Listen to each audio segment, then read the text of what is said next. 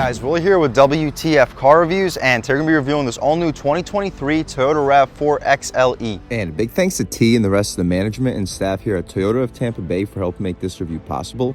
I'll leave a link to our inventory below, and if you're looking for a new car, SUV, or truck in the Tampa area, I would definitely recommend checking these guys out and ask for T.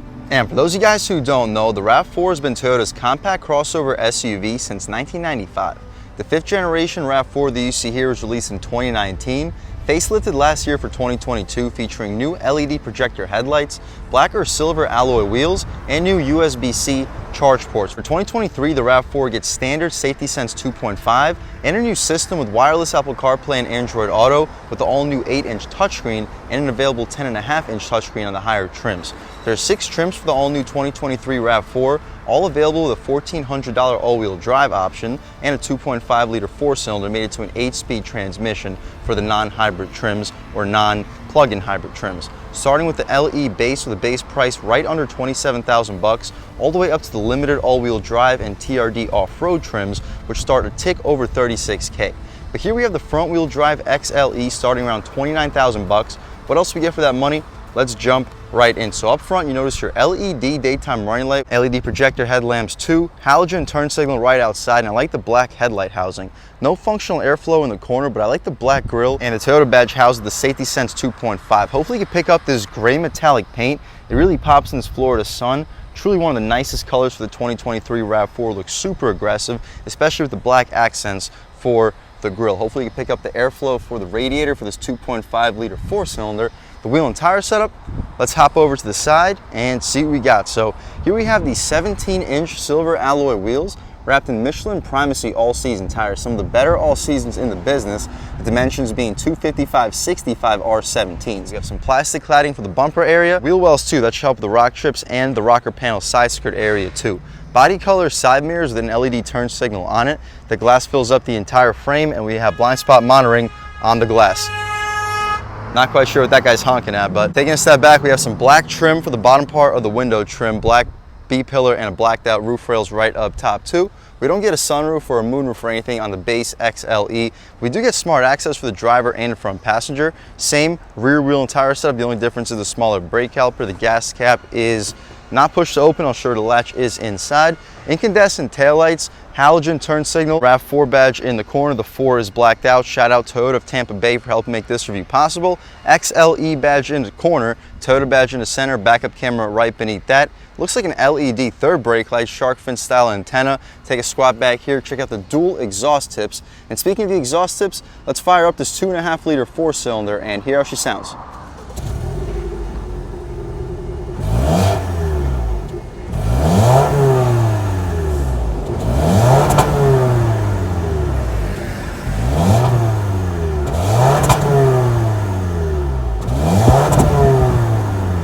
Alright guys, that was the sound of the 2.5-liter 4-cylinder sold by Toyota for the 2023 RAV4. It sounds okay for what it is, cranking out a decent amount of power at 203 horsepower, 183 pound-feet of torque, made it to an 8-speed automatic transmission. You can expect this 3,500-pound SUV to get to 60 around 8 seconds, maybe a little bit quicker if you get a really good launch. We don't get hydraulic struts here on the XLE, gonna have to deal with the prop rod. I'm currently using my arm as the prop rod, but what you see is basically what we get. We can shut this hood right down, take a step back, get a good look at the front styling, side profile of this 2023 RAV4 XLE. As far as the interior, let's take a step inside and really check it out. Again, smart access for the driver and the front passenger. The interior, up top we get this well-grained hard plastic material. The middle portion is also well-grained hard plastic. The armrest is gushy soft leatherette trim.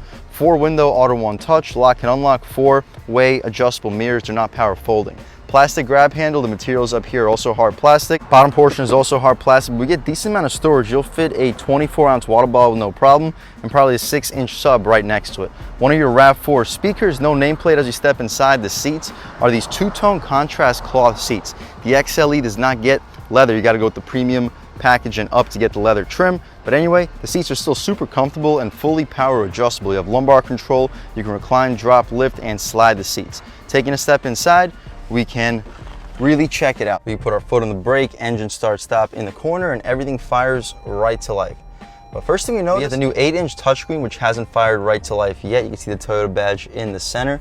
Unfortunately, it's Toyota's new system, just like the new Tundras, so unless you create a profile, you can't actually access the navigation. And for the purpose of this vehicle, so the person who ends up buying it feels like it's their true vehicle, I'm not going to set up my personal information for the touchscreen. But anyway, you can take my word for it, the navigation is fantastic. We reviewed a used 2022 Tundra on this channel with everything already set up, and the touchscreen was fantastic. Same with the resolution. We have wireless Apple CarPlay and Android Auto, music right over here, phone settings, vehicle settings right beneath. We have trip information, vehicle alert, and the overall settings beneath that. As you see, we have the guest profile, and if you press get started, download the app, create a profile, yes, you can use navigation, but I'm not going to be doing all that in a dealership car. So I guess my personal favorite to look at all times would be the music, even though the music's currently not playing. We also get a standard digital instrument display for the RAV4 XLE. It was available for the previous top trims, but now we get it on the XLE. The steering wheel is not leather wrapped, but it's decently thick. We get a 10-2 bolstering notch, 9-3 fits really well in your hands. The horn area is rubberized. The horn itself, not the most aggressive, but people should still be getting out of your way. On the left side of the steering wheel, we have our infotainment adjustments. You can answer and hang up your phone calls, volume adjustments, and voice commands. On the right side, your advanced safety features and your skip controls, AM, FM, Sirius, radar cruise control, and forward collision alert on the right side. Speaking of the infotainment adjustments, right now we're looking at our advanced safety features. You can turn them on or off, vehicle settings, and the overall settings. We can return back to the trip computer. You see trip 1, trip 2, and a tire pressure, audio, advanced safety features, and a compass, which functions as a turn-by-turn if the GPS is hooked up.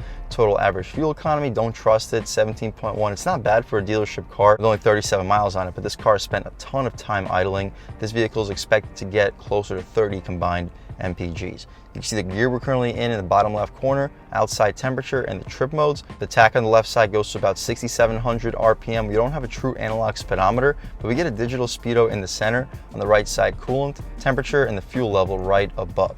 The dashboard is a soft touch material, unlike the Tundra TRD Pro we just reviewed, which is a head scratcher. The Tundra TRD Pro starts at $70K, whereas this RAV4 starts under $30, and we still get a soft touch dashboard, unlike the Tundra. We get this faux leather stitching for the center part of the dashboard. The stocks have a very satisfying click.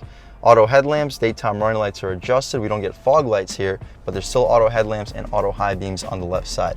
No rain sensing wipers, but the intermittent stock is right here in the center. To the left, the steering wheel, interior brightness, and our auto high beams, as we mentioned, tilt and telescoping steering wheel, and hopefully you can get a good look at your pedals. Hood latch release on the right side, gas cap release on the left side. We mentioned the 8-inch touchscreen. You can upgrade to the 10.5-inch touchscreen on the higher trims, which basically just fills out this frame a little bit better. Hopefully you can pick it up on camera. Air vents beneath, hazards in the center, dual zone automatic climate control, no heated or ventilated seats, wouldn't be expected. The dual zone climate is appreciated. Traction control you can disable, engine start stop you can also turn off. For the purpose of this review, we will. No wireless charging pad, but we have a USB-A port and a 12-volt adapter underneath the infotainment display. The gear selector controls the 8-speed automatic transmission. Backup camera, we can check it out. Very high resolution, huge improvement compared to the 2022. We get guidance lines and trajectory. You can press this view button. You can get a little zoom out view. Press it again and it goes right back where we were. Manual shift controls on the gear selector. In the improper directions, you can upshift and downshift. No paddle shifters in the XLE, but throwing it right back into park. We can continue along. Electronic parking brake with brake hold, eco, normal, and sport mode. We'll start off in normal, transition to sport, and just see what the differences are. Hard plastic for where your knee will often hit. Some coin slots, good spot for a key as well. Here's a key fob for this RAV4. Pretty basic, and it fits in here pretty easily. Behind that, we have 2 cup holders. You'll fit 24-ounce bottles with no problem, with these pushy things to keep the drinks in place.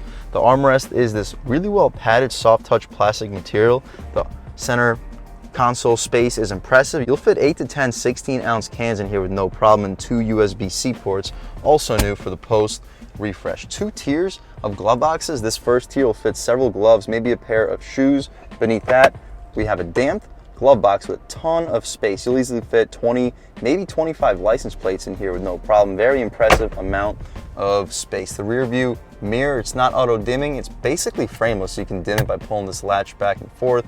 Sunglass holder, interior lights are LED. No moonroof here on the base XLE, but it's still a pretty well loaded vehicle for a base price under 30,000 bucks. If you take a quick look at the window sticker, see all the features that we get.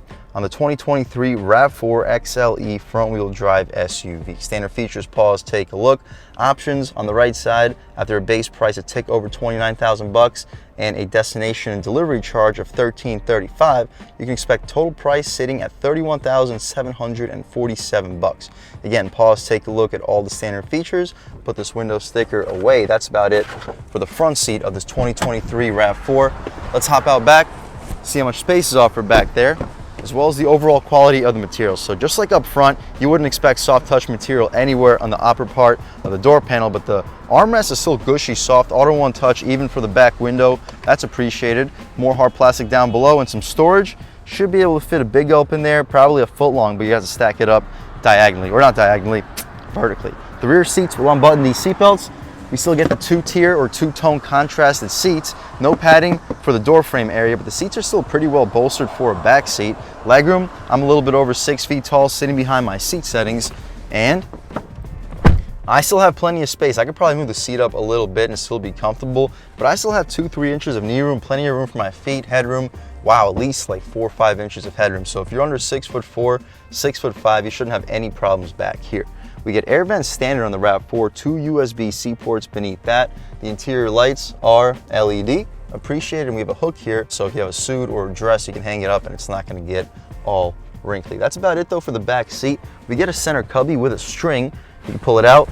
It's pretty soft cloth and you'll fit probably 20-ounce water bottles in there without a problem. That's about it for the back seat. Let's check out the cargo space real quick. If I didn't mention aluminum door handle, but let's check out the cargo space really quick and then take this 2023 RAV4 XLE out for a drive. So underneath the Toyota badge, we have a trunk. It's not auto opening, but it's hydraulically assisted, which is nice. Massive size floor, very low step-in. Like, check this out. I'm a little bit over 6 foot and my knees at the same level as the step-in. So if you have older or smaller pets, they'll hop in the back of this RAV4 with no problem. Secret storage, we can take a quick look right down here, just a spare tire, but you can fit some secret stuff right outside of it. You fold these rear seats down 60-40 split. I'd expect you to fit a 75, 80-inch TV back here. This is a massive, massive size floor for a compact SUV. Not quite as large as the new updated CR-V, but it's right up there. We have an additional set of USB-A ports and some storage down below. Good spot for a grocery bag, so it's not just flying around. What you see is basically what we get. We can shut this trunk right down. We can use these grab handles if you're a little bit shorter and can't reach the top of the trunk, but shutting it down, we'll walk around this 2023 RAV4 one more time. It's a nice vehicle, especially for a base price under 30,000 bucks. I love the fact we still have a naturally aspirated 2.5-liter 4-cylinder made it to a conventional 8-speed automatic transmission. The RAV4 and like the Mazda CX-5 are one of the last few to do it. But speaking of the power plant, let's take this 2023 RAV4 XLE out for a drive and see what it's got. All right guys, now just about seen everything we need to see with the inside and outside of the 2023 Toyota RAV4 XLE. Let's take it out for a drive and see what it's got. My first impressions are the steering feels pretty on center. It feels like a lot better of a steering rack compared to the previous generation Honda CR-V. The new CR-V has a better feeling rack than before, but this feels noticeably better. But anyway, continuing along, the throttle feels reasonably sensitive. It feels more sensitive compared to the 1.5 turbo from Honda. It feels comparable to the 2.5 4-cylinder from Mazda, but it makes a little bit more power. The Mazda makes 187 horsepower, while here we get 203. Take a step right out, lean into it about a quarter of the way. Oh, there go the keys. Decent low end punch. I definitely got to move the seat up. Oh, we have power seat. Over the railroad tracks, it felt pretty composed. All right, guys, taking a step out here, we can lean into it a little bit. Yeah, the steering feels solid on the gas. Ooh. Picks up speed pretty well. The transmission doesn't shift very quickly, but it's a smooth feeling transmission and it's conventional 8-speed, whereas most of the competition are now using CV keys. At higher speeds, the steering gets a little bit floatier. It doesn't feel nearly as tight as it does on low speeds, but it still feels solid enough. The road noise, non-existent. You hear a tiny bit of wind noise, but it's still pretty quiet even at some higher speeds. The visibility is also excellent, especially forward visibility. The way that the front end hood sharply edges out to the front, lets you really point and shoot this SUV. Feels a little bit smaller than it actually is. We'll take a step out here, throw it in a little bit quicker than we should, test out the body roll. Yeah, there's a little bit of body roll, but nothing too crazy. About half throttle. Yeah, once you get to about 3,500, this variable valve timing 4-cylinder really starts to build its power. We'll take a step out into this multiple lane highway, open her up a little bit more, and see how she performs at some higher speeds. On the gas. Ooh. Okay.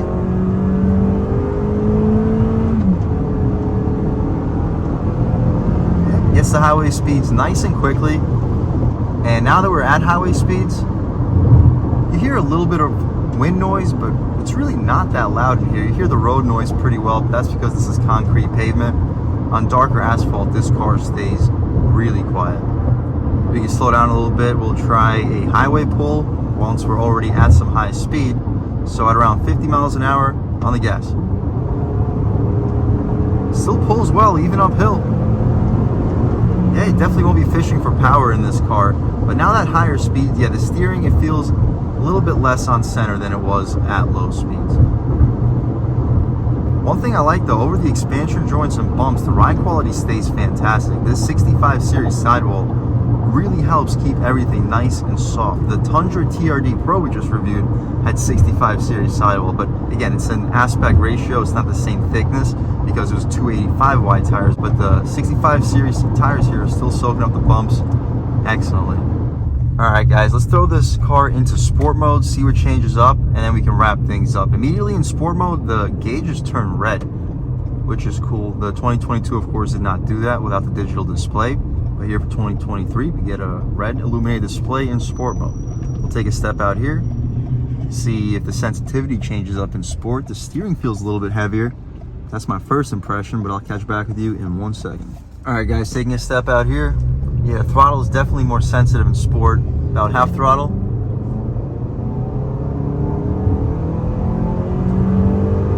Okay, so in sport mode, half throttle takes us to about 5,500 RPM. In normal mode, it's shifted closer to about 3,500. So the shift points are more aggressive in sport. The throttle is more aggressive in sport.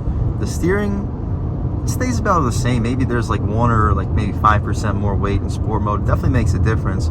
It's just not very significant. We'll try a half throttle pull already at speed. Half throttle. Yep.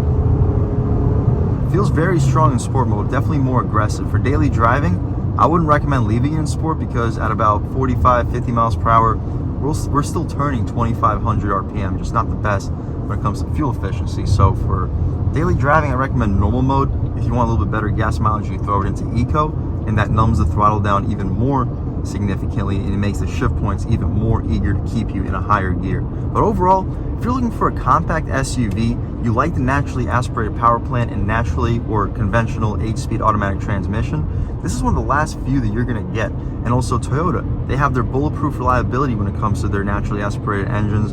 So if you're looking for a long-term vehicle and you don't want to spend more than $35,000 bucks, I would definitely recommend checking out the 2023 Toyota RAV4 XLE. And huge thanks to T and the rest of the management and staff here at Toyota of Tampa Bay for helping make this review possible. I'll leave links to our inventory below, and if you're looking for a new car, SUV, or truck in the Tampa area, I would definitely recommend checking these guys out and ask for T. And a big thanks to all you guys for watching. I had a great time making this video. If you're new to the channel, please subscribe. If you already subscribed, thank you so much. You guys know the channel is just not possible without you, and I really appreciate the constant support. But again, if you haven't subscribed yet, please subscribe. Leave a like too. It really helps me out with the YouTube algorithm. That's how these videos get promoted to new people. Leave a comment. Let me know what you like. Let me know what you don't like. Leave a comment. Let me know if there's any specific cars, SUVs, or trucks you'd like to see reviewed on this channel, and I'll definitely try getting those videos for you ASAP. But other than that, again, thank you guys so much for watching, and I hope all of you have a great day.